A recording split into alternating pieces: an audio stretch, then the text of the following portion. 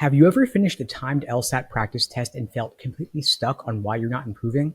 You might be investing hours into blind review, redoing questions over and over, still not breaking out of your LSAT score plateau. Today, I'm going to share a game-changing strategy for tackling LSAT mistakes. Forget resolving questions aimlessly. Instead, I'll show you the right way to turn every mistake into actual score gains quickly. If that sounds like something you need, stick around. First, for those who don't know me, my name is Steve Schwartz.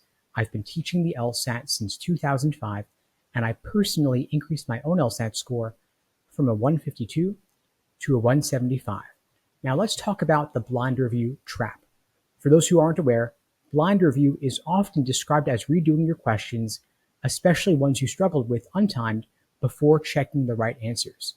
In theory, this sounds perfect.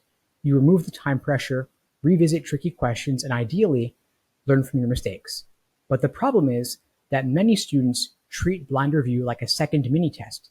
They skim the question again, notice they were off, then change their answer. But if you're not actually analyzing why your first choice was wrong, you're just guessing more cleverly. You end up wasting time, reinforcing bad habits, and you develop a false sense of confidence. I've seen students redo entire sections or exams only to make the same mistakes again in their next practice test. Why? Because they never confronted the root cause of each wrong answer. So let's say you spent 30 minutes re-answering all your missed questions, realized you should have chosen C, and you move on. Next time, you'll probably miss a similar question for the exact same reason.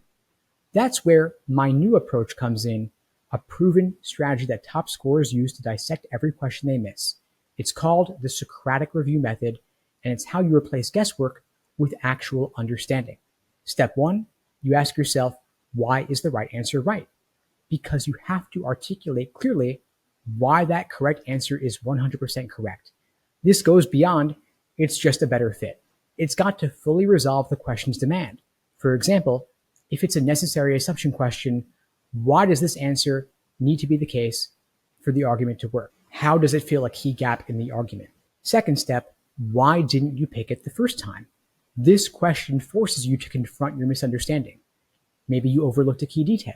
Maybe you misread a keyword, or maybe you were biased by an answer that maybe sounded impressive, even though it didn't actually work.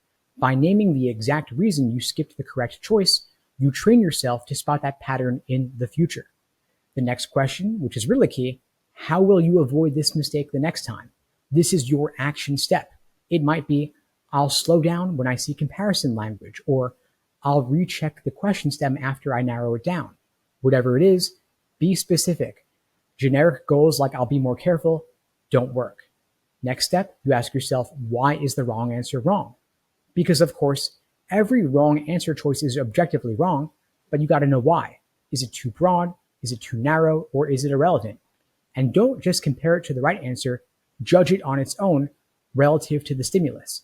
If it fails the question's requirement, you've got to see exactly why, so you never waste time on that type of trap again. The next step, you got to look at why you picked that wrong answer to begin with. And I know this might be painful, but it is crucial. Maybe it felt right because it had a certain keyword that you love. Or maybe you default to that kind of answer choice under stress. If you can identify your personal blind spots, that's half the battle. Finally, you got to ask yourself, how will you avoid that trap the next time around? This is your final step to establish a concrete rule for yourself. For example, if a choice only restates part of the evidence, I will reject it immediately. Or when a choice feels too extreme, I will double check the original claim. Make this a habit. In practice, this process doesn't even take that long once you get used to it, but the payoff for adopting the Socratic review method is huge. Every question that you dissect this way is a mistake that you're unlikely to repeat. Now, I once worked with a student, Andrea, who was stuck scoring in the low 150s. She'd heard of blind review, but used it like most people do. She'd redo the question, pick a different answer, and then move on without any deep analysis. But once she adopted the Socratic review method, her accuracy skyrocketed. She realized she was rushing through certain question stems, missing a single word that changed the entire meaning. Within 6 weeks, she jumped up 15 points. This is a testament to what happens when you review with the proper strategy. And if you'd like personalized help applying the Socratic review method, we offer private one-on-one coaching where we dive deep into your unique patterns, targeting your blind spots, and setting up a step-by-step customized study plan. If you are serious about boosting your score and you want one-on-one support, you could check out the links below to find out more and to book a call with me and my team. I'd love to help you get there faster. So your action steps to implement: first, targeted review. Don't try to resolve every single question in a section. Instead, focus specifically on the questions that truly gave you trouble. Maybe you were stuck between two answers, or you spent way too long on it. The idea here is to go for depth over breadth. The second factor is timing and frequency of the review process. When should you review? Ideally, right after you finish the timed section or exam, or at least the same day, while your thoughts are still fresh.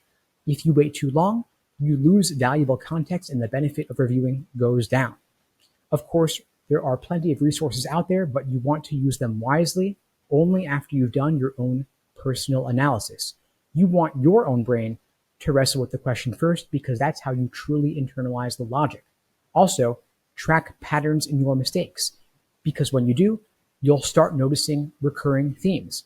Maybe you fall for answer choices that repeat the premise, or you skip right answers because they look too simple.